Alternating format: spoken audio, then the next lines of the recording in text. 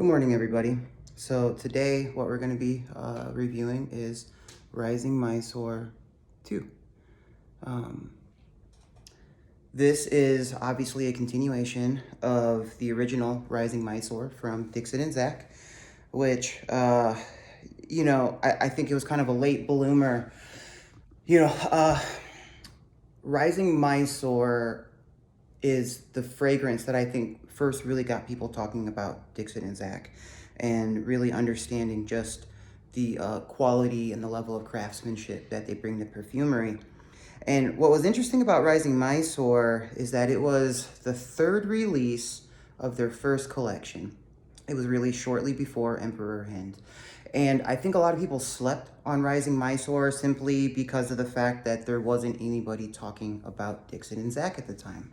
And that kind of, I don't want to say it bothers me, but it does bother me in a way where people don't want to try something or explore different brands, different cultures of perfumery, simply because there's not enough people talking about it.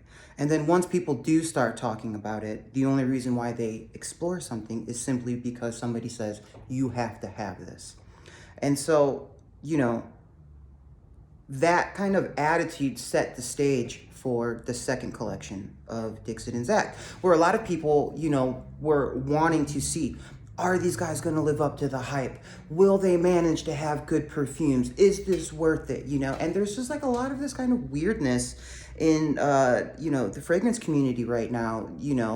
Everybody wants these perfumes to live up to the hype because 3 or 4 people talk about it, and our community is small. And so obviously when Rising Mysore 2 came out, there was a lot on the line because Dixit and Zak, by now have had a sold out cult classic fragrance, which was Rising Mysore. And so I was a little worried because Rising Mysore is probably one of my all-time favorite perfumes. I love it on so many aspects, but mostly because for me, and my spirituality, it reminds me of those spices at the ashrama when, we do puja or have arti, or when the swamis come through, and everybody in our sangha will bring all sorts of food dishes. Women will have jasmine in their hair. Everyone's wearing patchouli.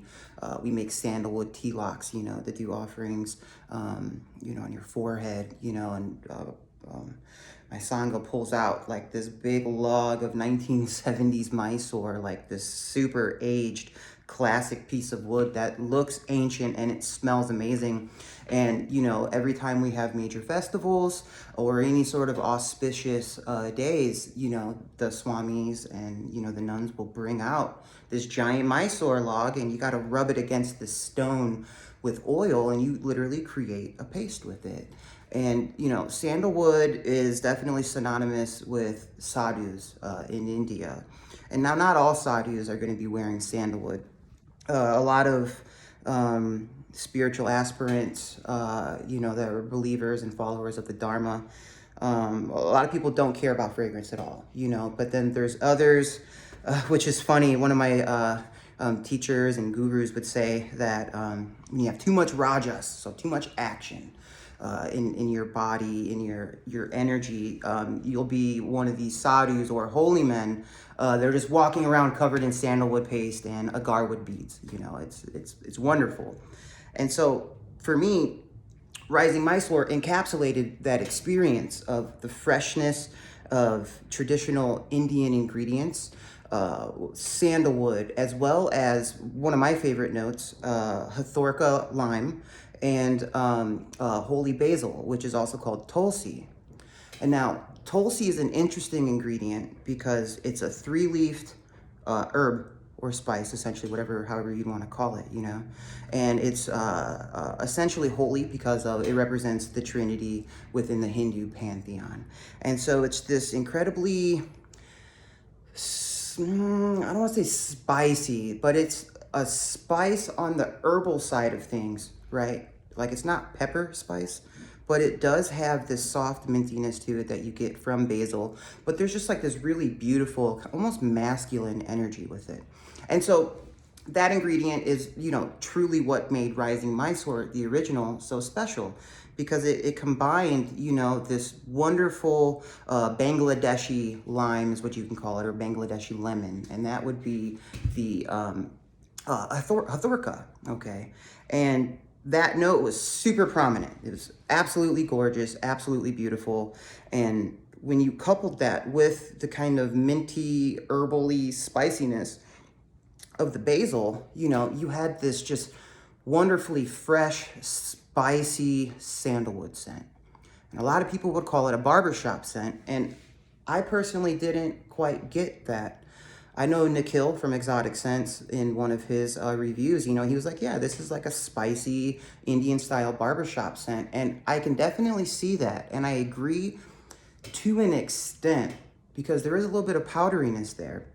But to me, it's garam masala, sandalwood. It's the smell of an ashram, of a temple, and it's not incense, but it's the people, and it's the freshness involved with everything. So, with all of that being said, Rising Mysore 2 had a lot to live up to, okay? And not only for me and my personal taste with how much I loved Rising Mysore, but also with the general fragrance community, because for a lot of people, they totally missed out on the first release. I think it was limited to like under 200 bottles. I don't know on that one for sure. I heard rumors there was only about 100 bottles of it, period. And they came in 100 mils, and it was actually $220. So it was an excellent steal. And it's all natural. And so Rising Mysore 2 comes in a 30 mil bottle, okay, which I think for some people was a little bit of alarming, because I think when they came to this brand, they just thought it was just going to be some cheap Indian perfumers doing something, whatever. And when people smelled this, the overall reaction, I think, was like, whoa, okay, maybe these guys are doing something good. And, rightfully so. Dixit is a chemical engineer who has a wonderful blending style, and he has a wonderful French Western approach to perfumery. And Zakir is, was born into a family of oud distillers and, artisanal attar makers. And, Agarwal Assam is no secret within, definitely the Indian oud world. And I think most people that are into attars will look at what Agarwal Assam or Zakir is making, and you can clearly tell that these are some of the best in the world. I think hands down, Zakir is one of the best attar makers, if not, for my personal taste, he's at the top. Like, him and Sultan Pasha and Elixir Attars, like, in my opinion, that's it. Like, those three people right there, like, covers every base for what I want to smell in an attar with these traditional, Indian and like Arabic approaches, but they just make it work, man, and they make it just flow so beautifully for the Western palate. And so, Rising Mysore, let's get into the actual review, because I keep rambling about everything else regarding it.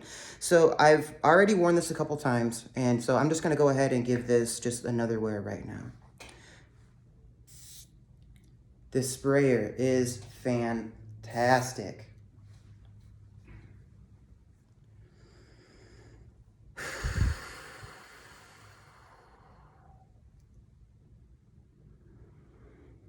Oh, that is so nice. It gets better every time I wear this too. I'm gonna do my other arm, might as well. So immediately you get a wonderfully bitter zest of grapefruit. Like, imagine just biting into a grapefruit rind. Like, it's absolutely gorgeous. If you're a fan of like ultra hoppy beers like I am, bitterness isn't really something that, kind of like indolic jasmines and florals. Some people just think it smells like poop. For me, bitter is almost synonymous with sweet. It's just a beautiful feeling for any citrus to have that bitter quality. And so I don't have a note listing in front of me. And honestly, I don't care about a note listing, because what does my nose smell? What am I smelling when it's on my skin, And I think that's what's important, right? what are we smelling? Like, I don't need to know every single ingredient in it to be like, oh, this is this or this is that. But the accord you get is just beautiful. There's a certain freshness with the orangey, zesty lemon, and definitely the Hithorka lime. You can for sure smell that Hithorka lime, but it is toned back a little bit. It has a slight spicy quality to it. It's not quite as bitter and spicy as the opening of the original Rising Mysore. But all of this is backed by a really, really lovely, sweet, I don't want to say amber because it's not ambery, but it is vanilla. It's candied. It's almost like drinking like an orange essence of like a liqueur of some sort in a mixed drink. It's absolutely gorgeous. And behind all of that, they took the spices of the original scent and they toned it down just enough to where they're still there, okay? But they're not prominent. So you can pick up basil, but it's not front and center. You can pick up Indian spices, you know, you can pick up pimento berries, coriander, slight hints of cardamom, black pepper, pink pepper, you know, you can pick up all of these little notes of spice that doesn't take it into the masala route that I think the original had, okay? But it does provide an elegance that at first I didn't like. And it's not that I didn't like it, but compared to the original, it felt like something was missing. The opening of Rising Mysore 2 is very safe. It's smooth, it's safe, it feels fresh, it feels zesty, like it's very invigorating. And slowly, as some of the soft bitterness of the grapefruit recedes, you definitely get more of a neroli, bergamot, definitely slight white floral, a little bit of, I don't know, almost some champaka, some jasmine. It's just blended so well into there. I almost even smell a touch of tuberose. I could be wrong on that one, but it's just this tiniest little hint, and it works together with a really nice patchouli that does have the tiniest bit of powder to it, but I don't think this has that zesty freshness of the original. You know, on an Instagram post I made recently, you know, I said, you know, this scent feels very much like India, and it does.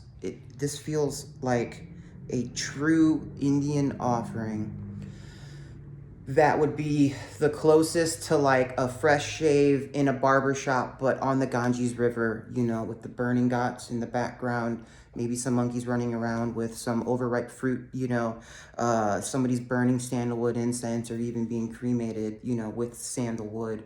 It's that kind of vibe that you get, that this feels more than just a fragrance. It has an energy to it.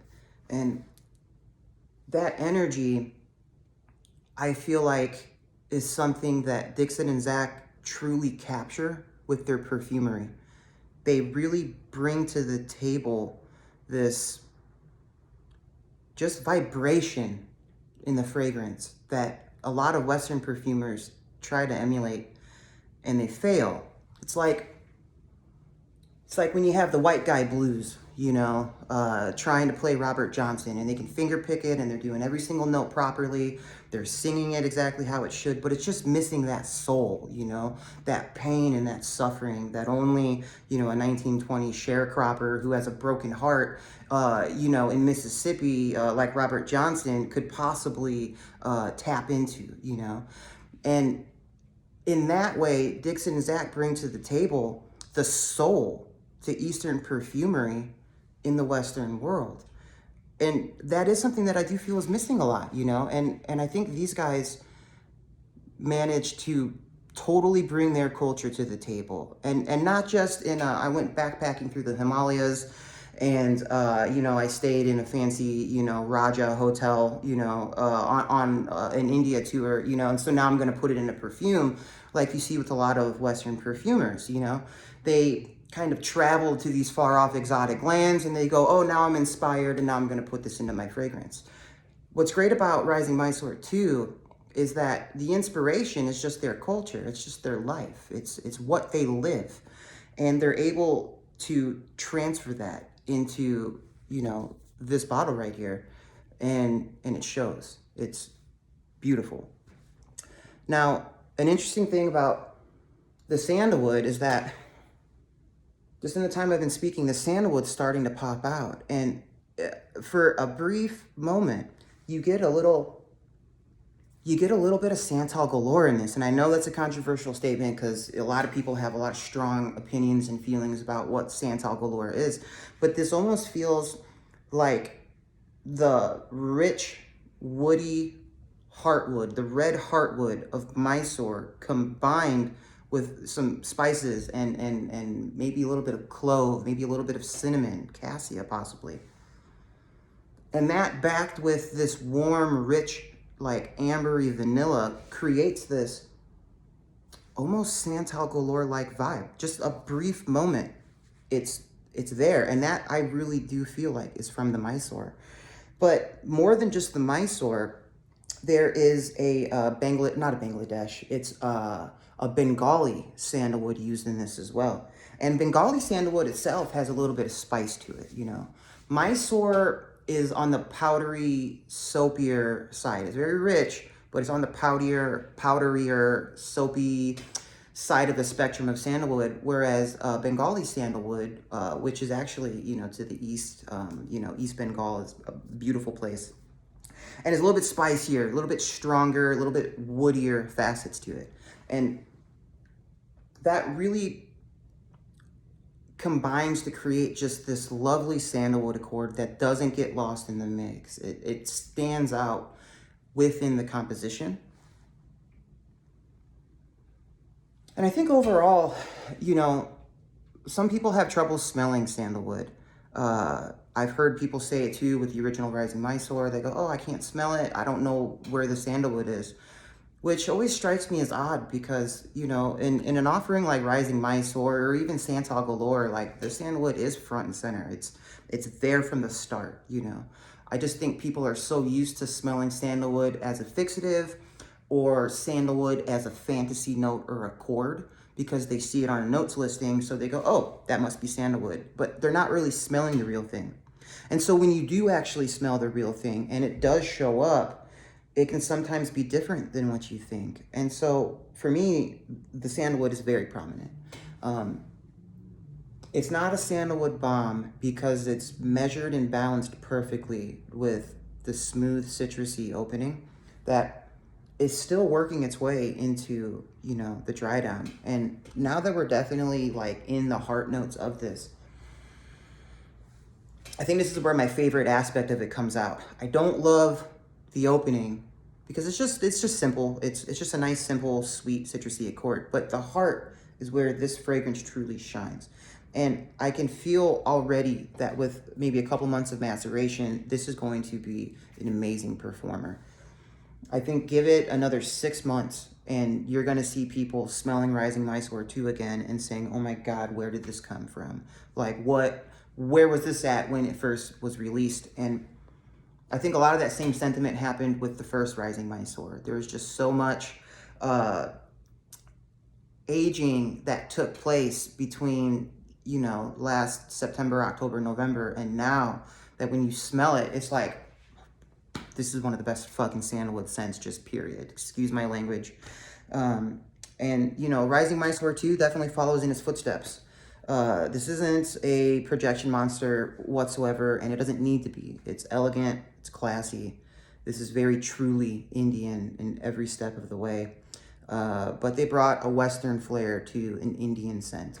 And for that, I am truly grateful to, you know, support these gentlemen because they are making, for my taste, some of the best perfumes, period, like I said. So if you've made it this far, thank you for watching my review. Rising Mysore is worth every bit of the hype. It is a I don't know if it's a 10 out of 10. I need more time with that. But right now, it's definitely a 9.5 out of 10 if I was to have a rating system at all. The only reason why it's not a full-on 10 is because it doesn't have the strong spices that I like in the opening. But this is still one of the best releases that come out this summer. And, 2020 is the stacked year. And I think, we're living in a golden age of perfumery. I keep saying it, but 20 years from now, we're going to look back on this time and say, wow, that year, there was some amazing work coming out. So, instead of trying to scalp your bottles, maybe save it as a memento in a place and time when the world was ending. But, the most beautiful smells were being created by artisans all over the world. So thank you, everybody. My name is Aaron Riddle. I'm with Scent of Samadhi on Instagram. Yeah, thank you.